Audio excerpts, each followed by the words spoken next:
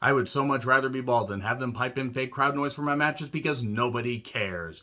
John Cena verbally eviscerating Austin Theory in front of Boston, God, and everybody tonight. It was glorious to see. Ba ba ba ba ba ba ba ba ba ba ba ba. Stop stop stop stop. He's already dead. Ba ba ba ba ba ba ba ba. It's WrestleMania season. Let's talk about it all, shall we? I'm John Rickman with my review WWE Raw from Boston, Massachusetts. Ba ba ba ba. Goodness goddamn me. I don't know how many more appearances we have involving John Cena, but boy, this is certainly one of the best ones. I mean, John Cena, when he wants to, can just absolutely verbally destroy somebody on the mic. I've had my criticisms of Cena, and I still hold on to quite a few of them because there were some moments where I was like, okay, this is just getting ridiculous. But Cena, at his best, is really goddamn good in the ring and on the mic. And this was truly goddamn glorious. There were a few other moments that were pretty cool, and then there were some other moments that were typical WWE. So Heyman arrives with Jimmy and Solo and says, solve the Sammy and KO problem, or otherwise the tribal chief will know. So we have Kevin Owens versus Solo. More like Soloans. Okay, these puns are not working at all. The crowd was into it. Later, Jimmy shows up. Owens kept fighting back. He hit a senton. It looked like he was going to get the victory, and then Jimmy causes a DQ. And then there we go. And then Sammy makes the save. And, with a chair and everything, the crowd pops. And Owens says, I will not shake your hand. I will not. Oh, hi, Zane. I know it seems like I'm kind of skipping through some of these matches. It's not that the matches don't mean anything. It's all about the story, and they're building the story to the eventual reunion, but we're not quite there yet.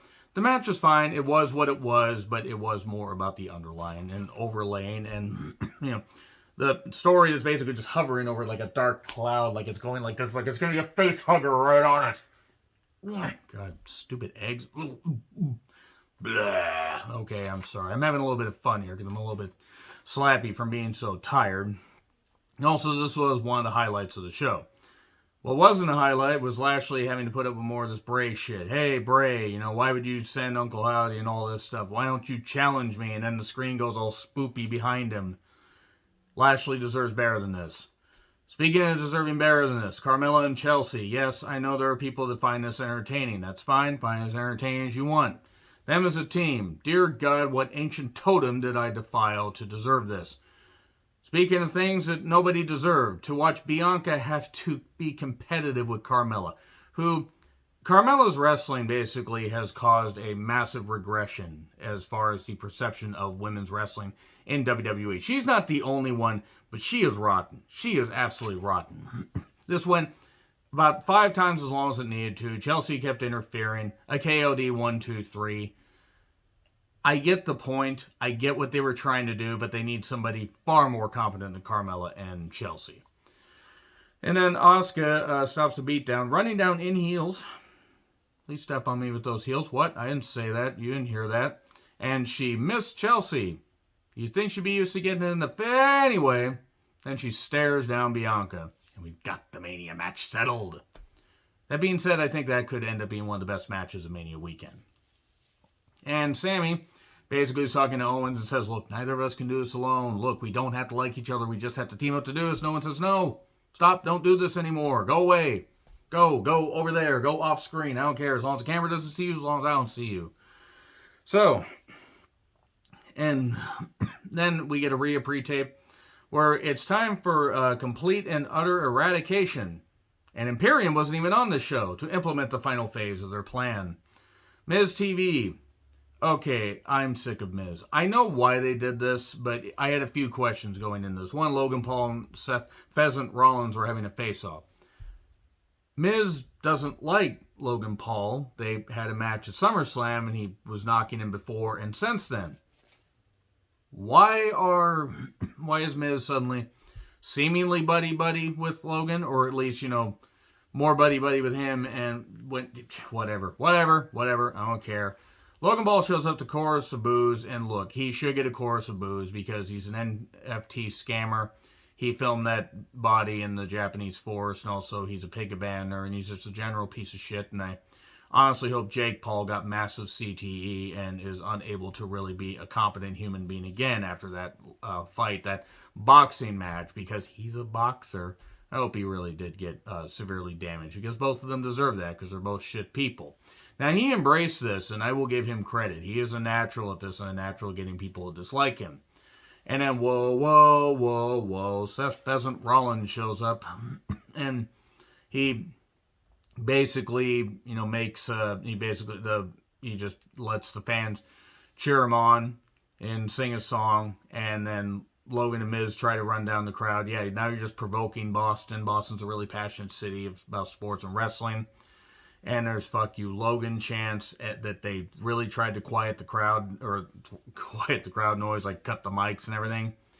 And Logan calling someone else a clown, with all the shit that he's done, also that stupid spot he did with Ricochet, where they just did the Mission Impossible 2 spot and collided with each other.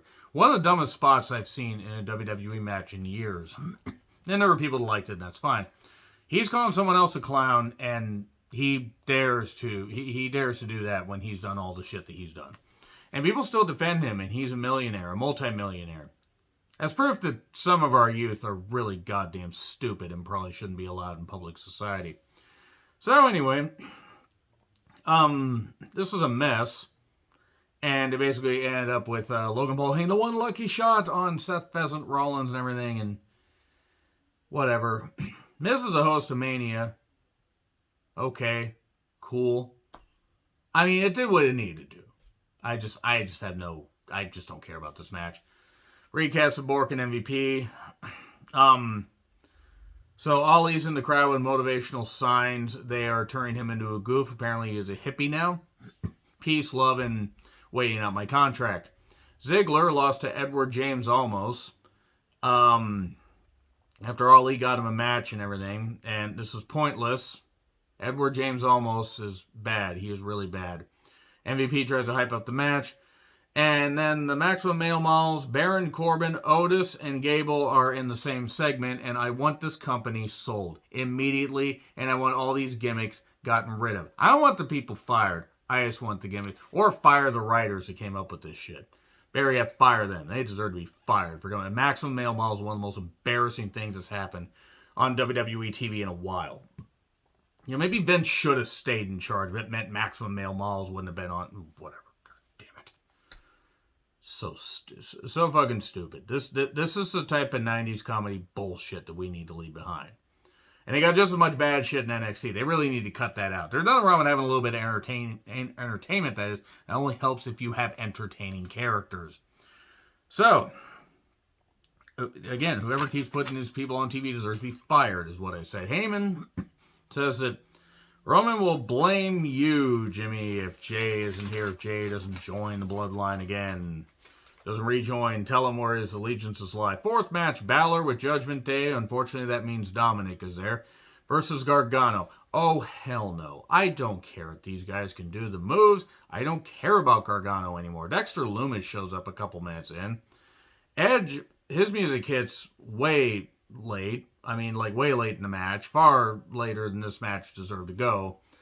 And the referee's distracted, and apparently the referee's unable to see out the corner of his eye. And Edge pushes Balor off the top when he was trying to do the Coupe de Royce Gracie. And then the ref's like, hey, wait a second, Balor's on the ground now. And he's like, here. And by the way, Priest and Rhea were over there because Edge's music is playing this whole goddamn time. And then Gargano wins. And a spear to Balor. This whole Judgment Day Edge feud has been terrible. And I get why they're doing it, but it's not multi-layered. It's like rice paper. So anyway, King and Queen in the ring in Jeddah. The last person that isn't beheaded can wear the crown. Edge says, hey, Balor, how about you face me next week, and face-to-face, and you accept my challenge, or I accept your...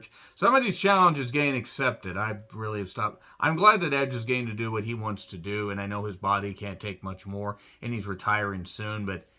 And apparently Piper Niven attacked Candice last week, and Candice has some sort of shoulder sprain.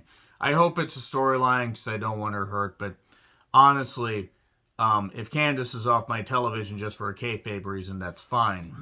Piper then beat Nikki really quickly. Really quickly. By the way, the crowd goes mild. Nikki attacks her, and Corey said something to the effect of, "It's no good doing this if you're going to get disqualified before the bell rings."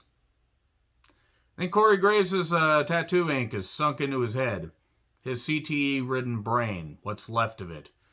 Yeah, Piper wins. Boogs and Elias do bad comedy. And Elias says, "Hey, you need to learn from me. Go over to Bronson Reed and say, I want to fight you." And then Boogs, like a goof, says, "Yeah, Elias said he wanted to fight you." So then Bronson comes over. Here comes Bronson. And now he's going down to Elias's fixer shop to fix Elias. If you get that reference, I love you guys. Okay, cool. This was stupid. This is really stupid. Speaking of stupid, who the fuck is Becky G? Actually, I put that on Twitter, and apparently she was in the Power Rangers reboot that they did a number of years ago. I think 6 years ago. I actually genuinely forgot about that movie, and I own it on Blu-ray. That is saying something. Well, I know what Becky G isn't, a singer. She's apparently not much of an actress, based on what I don't remember about that movie. Whoop-a-doo, it's John Cena. Immediately, Austin Theory cuts off any promo he's going to say. He talks about, all this stuff and everything. Talk about Cena having a ball spot, blah, blah, blah. And he challenges Cena, says, "Face me for the U.S. Championship." And Cena says, "No, I don't care. We don't care because we don't believe in you because you don't believe in you. You come out, you do all this stuff. You are basically a John Cena wannabe." That's what somebody said in the crowd on a sign. "You have no heart, no soul." He didn't listen to that T-Paw song. I probably mispronounced that terribly. A little bit of heart and soul. A little bit of love to grow. I don't remember the lyrics. All I know is it's a catchy song, despite the fact I can't remember the lyrics. "You're just a theory of, we don't know what it's like we don't know what you can do. You're a theory of a dead man, theory of a red man. Don't chew. Chewing's bad. Theory of a red man, theory of the rapper Red Man, Method Man. I'm trying to make Theory more entertaining than he actually is."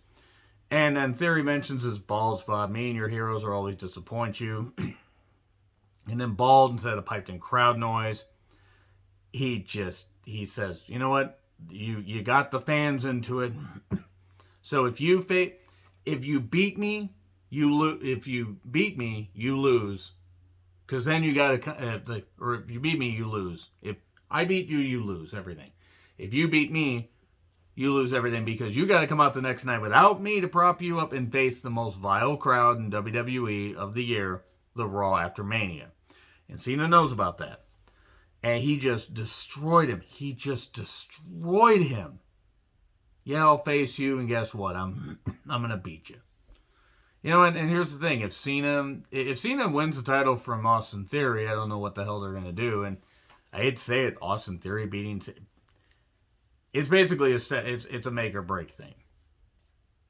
And this is a hell of a promo by Cena. I encourage you guys to check this out. Then he introduces Cody, and that's the only time we see Cody for the night. So then Kathy Kelly, Jesus Christ, Kathy, God, more of her on screen and nowhere else. No, she's great, seriously. So we have Gable and Otis make their entrance, and then Gable shockingly beats Corbin in a match. But it was against Corbin, so it doesn't fucking matter. Because Gable doesn't matter at this point. And I feel bad for saying that, because I like Chad Gable. But the whole sheesh thing is stupid. It's really stupid. So, we recap Lita and Becky winning the tag titles last week.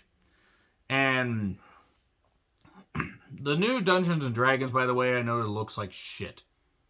I will be seated for it opening day, in other words, so expect a review late March 30th, early March 31st.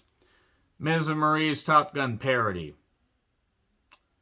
I think Val Kilmer suffered less than I suffered watching that. No, I kid. Val Kilmer suffered terrible things. But, that Val Kilmer scene between him and Tom Cruise and Top Gun Maverick was emotional. This was just painful and excruciating. One thing Maurice isn't is an actress. And neither is Miz. Becky and Lita make their entrance. They talk about being the tag champs. Lita seems lost. I'm really worried about her. Maybe she was up past her bedtime. Here's Trish. And they're going to talk, and then Damage Control shows up. Jesus Christ. EO is what I point out. Bayley cannot hide that at all. And it's 3-on-3 at Mania. I just boiled the whole thing down because while this wasn't bad, it wasn't necessarily great. If it seems like I'm kind of skipping through some of this stuff, there was nothing egregiously terrible about this show. There were a few standout moments, but nothing where I'm like, oh my god, I gotta get into detail about this, besides the Cena thing. And then Jimmy Uso took on Sammy. Solo was there. Solo got kicked out at one point for trying to interfere. And then Sammy's firing back. Does some good stuff. We went 1 minute, by the way, at the start of the match, go to break. And then we come back for 3 minutes, and then we go to break again. We can't have any... We can't interrupt the backstage segments that nobody cares about, that they could just put on YouTube. And then Jay shows up, stands on the announcer's table, but Sammy gets a quick win. Oh my goodness. And then Jay and Jimmy are doing this and everything. They're coming together like two brother titans. And they look like they're going to come to blows, but then Jay does this to Jimmy, sticks his, fist on his chest and stuff like that, but leaves. And looks at Sammy, then aligns with him. Let's go get him. Yeah, I trust you. All that.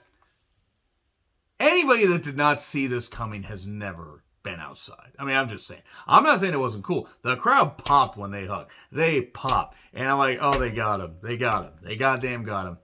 They're right here. It looks, and Jay's just far enough away.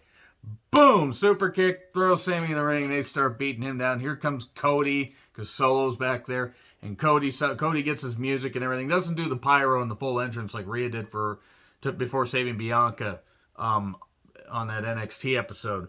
But Cody does that. We face off, and that's it. That's the end of the goddamn show. Hell of a goddamn hook, and they show where Jay's allegiances lie, and it was great. They got him with the hug, and then they got Booze with the kick. If they'd had 6 weeks until Mania, even another week or two, they could have eked this out and had Sammy and Jay team up, and then they could have done it. But they did what they could, and now we got 3 more weeks, 3 more Raws till Mania. I think 4 more SmackDowns, 3 more Raws. And it's going to certainly be interesting to see how they continue to develop this. I mean, they're going to have Sammy and Kevin get bond by at least, I would say, not this SmackDown, but the following SmackDown, because you can't just have it be on the go-home show. You can't have that. But they're building this. They build up a couple other good things, and then they had the Maximum Male Models and other bullshit and whatever. But let me know your thoughts in the comments. Like, share, subscribe, Twitter handle in the description. I'm John Retlin. I'll see you soon.